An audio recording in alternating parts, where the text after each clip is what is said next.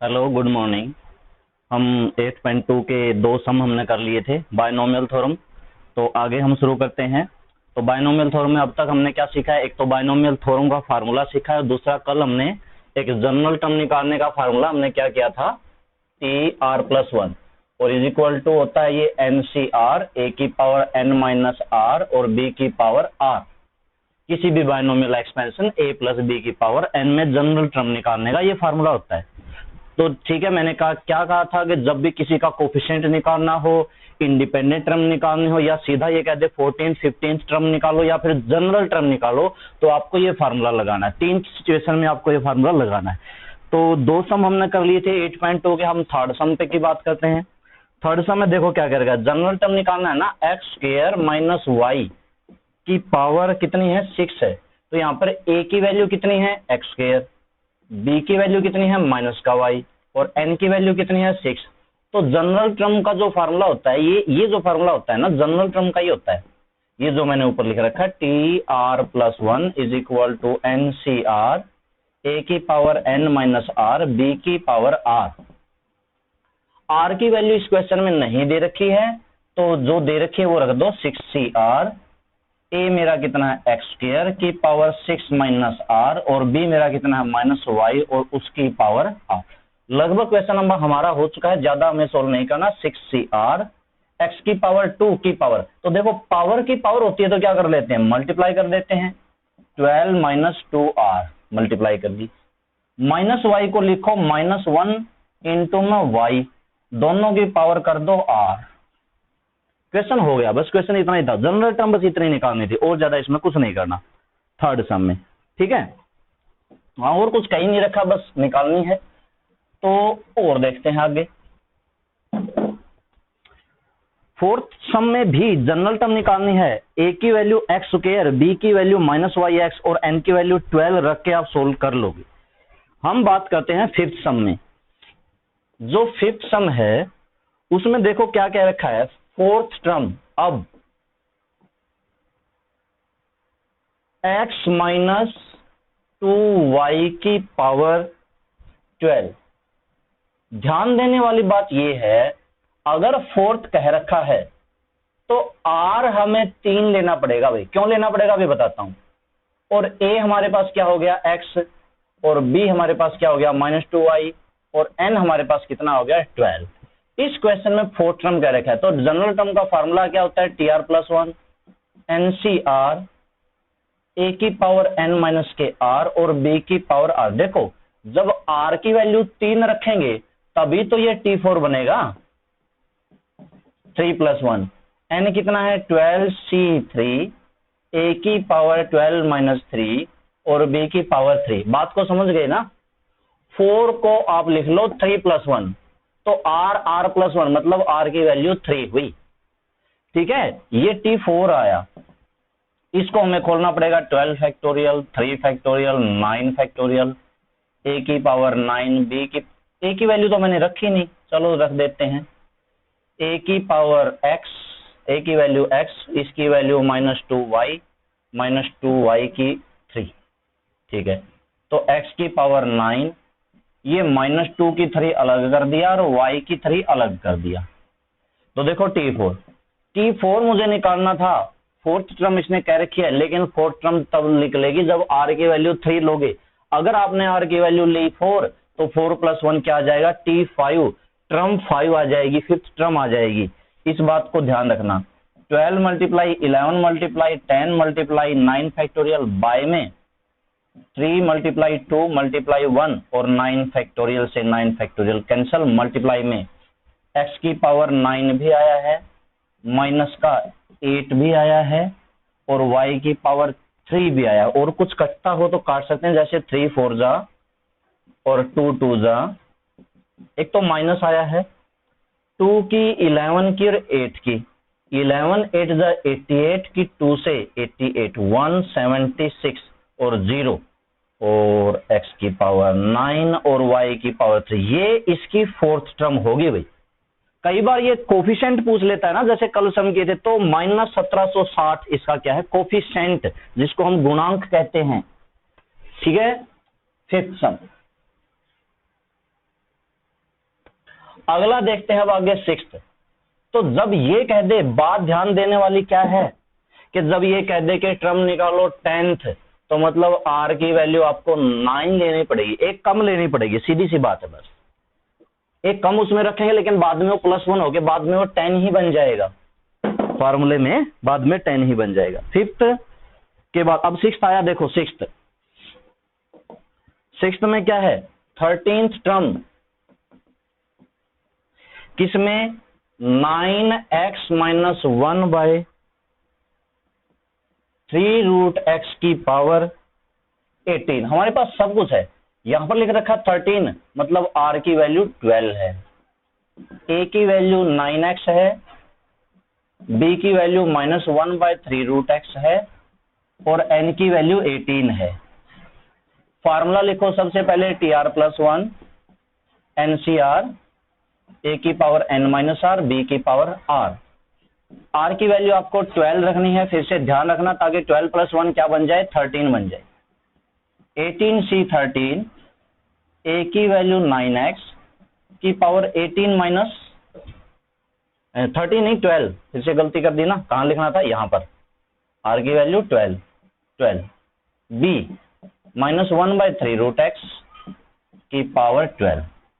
आपको इसको सोल्व करना है, क्वेश्चन हमारा लगभग हो ही चुका है, कैलकुलेशन यहां पर करनी पड़ेगी। 18 फैक्टोरियल, 12 फैक्टोरियल, 18 में से 12 गए 6 फैक्टोरियल, ये पावर अलग अलग करनी है। देखो 18 - 12 कितना है, 6, तो 9 की पावर 6, x की पावर 6, -1 है ये, -1 की पावर 12, बाय में 3 की पावर भी 12, और √x की पावर भी 12, √x की पावर भी 12, सबकी 12 पावर कर दी। क्या सोल्व होता है देख लो। अच्छा, 18 को कहां तक लिखें, 18, 17, 16, 15, 14, 13, 12 फैक्टोरियल लिख दो, क्योंकि नीचे 12 फैक्टोरियल है। 12 फैक्टोरियल मल्टीप्लाई में 6 फैक्टोरियल है, 6 को क्या लिखेंगे, 6, 5, 4, 3, 2, 1, 9 की पावर 6 है, हाँ 9 की पावर 6 है, इंटू में 9 की पावर 6 है, x की पावर 6 है, -1 की 12 कितना होता है, +1, 3 की पावर 12 है। अच्छा एक चीज और देखो, 9 की 6, 9 को मैं लिख सकता हूं 3 की 2, फिर उसकी 6, 9 को क्या लिख सकता हूं, 3 की पावर 2, फिर उसकी 6, तो देखा जाए तो ये भी 3 की 12 है, इस 9 की जगह क्या लिख लो, 3 की पावर 12। अब बाय में भी 3 की पावर 12 है। अच्छा, √x की 6, रूट का मतलब क्या होता है, उसकी पावर 1/2, फिर उसकी पावर 12, तो पावर की पावर से गुणा होता है, जैसे कि यहाँ पे 2 की 6 से मल्टीप्लाई 12, तो 2 से मल्टीप्लाई में तो कट गया, मतलब कितना बचा, x की 6। अब देखो कितना आसान हो गया, x की 6 से x की 6 कैंसिल, 3 की 12 से 3 की 12 कैंसिल, बाकी 12 फैक्टोरियल से 12 फैक्टोरियल कैंसिल, और 6 से इसको काट दिया मैंने, 3 से कट गया 3, 5 से इसको काट दिया 3, 4 से किसको काटें, इसको काट दिया, 4 4 जा, और फिर 2 से भी इसी को काट दिया 2, तो 17, 2, 3, 14, 13 ये बचते हैं, इनकी मल्टीप्लाई ही आपका आंसर होगा। किस किस का क्या क्या बचता है, 17, 2, 3, 14, 13, इनकी आपस में मल्टीप्लाई करके हमारा आंसर आ जाएगा। अगला देखो, सिक्स्थ के बाद ये था हमारा सिक्स्थ सम। सिक्स्थ सम के बाद हम लेते हैं seven sum, find the middle term. अच्छा, मिडल टर्म की बात कर लेते हैं। मिडल टर्म के फार्मूले हैं 2। देखो, जैसे कि हमने a + b की 3 का फार्मूला पढ़ा है, a + b की 3 का क्या होता है, a की 3 + 3a² b + 3ab² और प्लस में b की 3। आप इसमें यूं बताओ इसकी मिडल टर्म क्या है, इसमें तो 4 टर्म है, 1 2 3 4, 4 टर्म है। अगर मुझे खोलना हो a + b की पावर 5, सबसे पहले क्या आएगा, a की 5, फिर आगे क्या आएगा 5c1, तो दरअसल वो आ जाएगा 5a की 4b। मैं वैसे लिख रहा हूं, ठीक है, आप इसको खोलने की कोशिश कर लेना। आगे आएगा 5c2 जो कि 10 आएगा ए की 3 बी स्क्वायर प्लस 5c3 वो भी 10 आएगा ए स्क्वायर बी की 3 प्लस में 5 ए बी की 4 प्लस में बी की 4। कितनी टर्म आई? 1 2 3 4 5 6 टर्म में बी की टर्म गए। पहले इसकी बात कर लेते हैं। जब पावर 3 थी तो ये बीच वाली 2 मिडिल टर्म है, और जब ये 5 थी तो ये बीच वाली 2 टर्म है। कहने का मतलब जब जब पावर ओड आएगी तो इनकी संख्या इवन आएगी, है ना। यानी कि अगर 3 पावर है तो टर्म कितनी बनी है? 4। 5 पावर है तो टर्म कितनी है? 6। 7 पावर होती तो टर्म कितनी आती? 7 होती तो 8 आती। और अगर मान लो 9 पावर होती तो टर्म कितनी आती? 10 आती। तो जब जब ये पावर क्या होता है? n। जब जब n इज ओड तो मिडल टर्म कितनी होंगी? सबसे पहली बात तो ये समझो कि 2 टर्म होंगी। एक टर्म मिडल टर्म नहीं होगी, 2 टर्म होंगी। कौन सी होंगी? देखो यहां पर है 3 और ये है दूसरी और तीसरी, नहीं समझ में आया होगा। यहां पर है 5 और ये है तीसरी और चौथी। तो आपको मिडिल टर्म आर, मैं आपको फॉर्मूला बताता हूं, n+1/2 एंड n+1/2 प्लस 1। एक मिनट, n+1/2 प्लस 1 पूरे का प्लस 1, ये इसकी मिडिल टर्म होंगी भाई। आप कुछ भी ले लो, जैसे कि मान लो 7 टर्म होंगी तो टर्म कितनी आएंगी? 8। अगर 7 पावर होगी, अगर n ओड आएगा तो टर्म कितनी आएंगी? 8। 8 टर्म में कौन सी होगी? मान लो इसमें 2 टर्म और होती तो 8 टर्म में कौन सी होती? तीसरी चौथी। अब बात को समझना, अगर है 7 तो तीसरी और चौथी, तो 7 में 1 जोड़ा बटे में 2, 7 है टर्म 8 है, नहीं चौथी और पांचवी आएगी, सही है, चौथी और पांचवी आएगी, ठीक है। और फिर 7 में 1 जोड़ के प्लस 2 प्लस 1 करके इस तरीके से निकालेंगे भाई, इस बात को ध्यान रखना। 7 + 1/2 मतलब 8/2 मतलब चौथी आई, और 7 + 1/2 4 और 1 5 मतलब पांचवी आई। इस तरीके से निकालेंगे, अभी आप समझ लो। और अगर इसकी पावर है, जैसे कि देखो, अगर मान लो पावर है 2, a² + 2ab + b²। अगर पावर है 4 को खोलेंगे, a की पावर 4 a की 3b plus 4c1 4c2 6 a² b² plus 4 ab की 3 प्लस b की पावर 4। देखो कितनी टर्म है, पावर है इवन। अब हम बात करते हैं इवन टर्म वाले में क्या करना। आपको ये याद रखना जो मैं लिखवा रहा हूं, n इज इवन, तो मिडल टर्म क्या आएगी? क्या होती है मिडल टर्म? देखो अगर 2 पावर है तो बीच वाली एक ही है ना, एक आगे छोड़ दिया, एक पीछे छोड़ दिया, बीच वाली। अगर 4 पावर है तो बीच वाली 2 आगे छोड़ दी, 2 पीछे छोड़ दी, 2 आगे 2 पीछे, बीच वाली। उस टाइम पे आपको फार्मूला क्या लगाना है? n/2 + 1, ये उसकी हमेशा मिडल टर्म होगी। जैसे कि मान लो पावर हो 10, तो 10/2 5 और एक छठी टर्म मिडल टर्म होगी भाई, उसमें छठी टर्म, 6th टर्म उसकी मिडल टर्म होगी। ये आपको 2 केस याद रखने हैं, ये वाला जो मैंने लिखवाया है, चाहे आप इनको नोटबुक में नोट कर लो। अगर हो पावर इवन वाले में 1 होती है, एक तो बात ये याद रखनी है, और क्या होती है? n/2 + 1।